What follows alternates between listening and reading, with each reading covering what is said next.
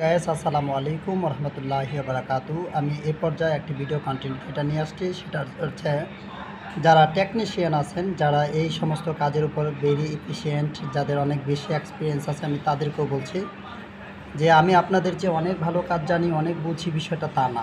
আমি একটা বিষয় আপনাদের মাঝে প্রেজেন্টেশন করছি। সেটা হচ্ছে আমি একটা জিনিস খেয়াল করেছি। আমি ছোট্ট একটা মিনি চার্জার ফ্যান অথবা এই বেসপুটটা অর্থাৎ চার্জিং যে বেসপুটটা দেখতে পাচ্ছেন, স্যামসাং বলেন বা স্যামসনি বলেন, এই চার্জিং যে বেসপুটটা দেখতে পাচ্ছেন গাইস, এই বেসপুটটা অনেকেই দেখা যায় পাল্টে দিলে সেটা বারবার কাস্টমার ভেঙে নিয়ে আসে।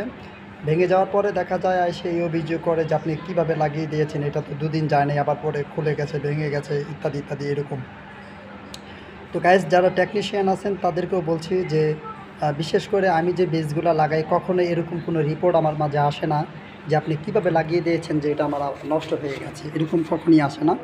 এর কারণ হচ্ছে কি, আমি যখন বেসপোর্টটা চেঞ্জ করি, মানে বেসপোর্টটা আমি যখন বদলাই, তখন আমি সব সময় এটাকে আগে ওয়াশ করি, বোর্ডটাকে, পিসিবি বোর্ডটাকে ওয়াশ করি। ওয়াশ করার পরে আমি এই যে দেখেন একটা রেজিস্ট্যান্স নিয়েছিলাম।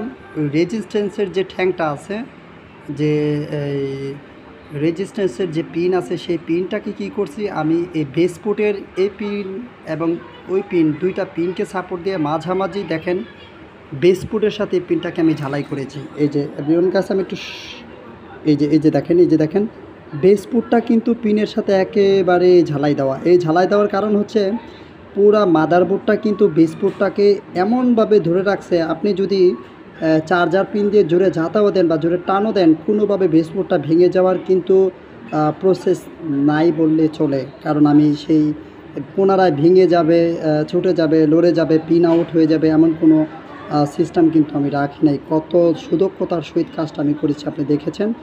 ওই যে আমার এই কাজটার বদনাম একবারও হয় না। না হওয়ার পিছনের মূল কারণ হচ্ছে কাজটা আমি সুন্দর করি। একটু সময় দিয়ে গুছিয়ে সুন্দর করে যদি কেউ কাজ করেন, তাহলে সেই কাজের বদনাম হবে না এবং কাস্টমারও আপনার প্রতি সন্তুষ্ট থাকবে। এই ছোট ছোট ক্ষুদ্র কাজগুলাই কিন্তু বড় বড় বৃহত্তম আকারের কাজগুলা আপনারকে করতে সাহায্য করবে। অর্থাৎ কাস্টমার যখন ছোট্ট ক্ষুদ্র একটা কাজ দিয়ে আপনার প্রতি সন্তুষ্ট থাকবে, তখন সে কিন্তু আবার বৃহত্তম, মানে বড় একটি কাজও আপনার মাঝে নিয়ে আসবে, এটাই সত্য। তো এভরিওয়ান গাইস, আমি যারা ভিডিওটি দেখছেন অনেক বেশি বেশি কমেন্ট করবেন, আপনাদের ইচ্ছে মতামত জানাবেন, ভিডিওটি কেমন হলো বলবেন, আর ভিডিওটি আশা করি শেয়ার করে দিবেন। আর খুব সুন্দর মতো আপনার মন, আপনার হৃদয় আইকন অনুযায়ী রিয়্যাক্ট করবেন, আর সাবস্ক্রাইবার করতে ভুলবেন না। আশা করি সবাই আমার সাবস্ক্রাইবার করে দেবেন চ্যানেলটি, যাতে করে নতুন যে কোনো ভিডিও আমি ছাড়লে সাথে সাথে আপনি পেয়ে যান। গাইস, আমি এই শেষ বলেও আরেকটি কথা বলছি, সেটা হচ্ছে যারা নিয়মিত আমার ভিডিও দেখেন তাদের প্রতি আমি কৃতজ্ঞতা জ্ঞাপন করছি। বেসটি আমি খুব সুন্দরভাবে ইন্টারনালি ইনস্টল করেছি, যাতে করে এই বেসটি সে যেভাবেই ইউজ করুক কোনোভাবে আর ভেঙে না যায়।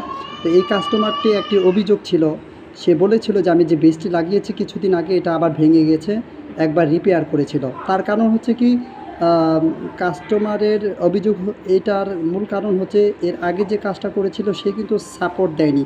আমি এটাকে যে সুন্দরভাবে ইন্টারনালি স্টিল ইনস্টলিং করেছি, যেভাবে এটাকে সেট আপ করেছি, যেভাবে চতুর্দিকে এটার পাইলিং করেছি, এই যে দেখেন, এই যে বিল্ডিংয়ের গাঁথনি যত সুন্দর হয়, সে বিল্ডিং টিকসই হয় বেশি, এটা স্বাভাবিক।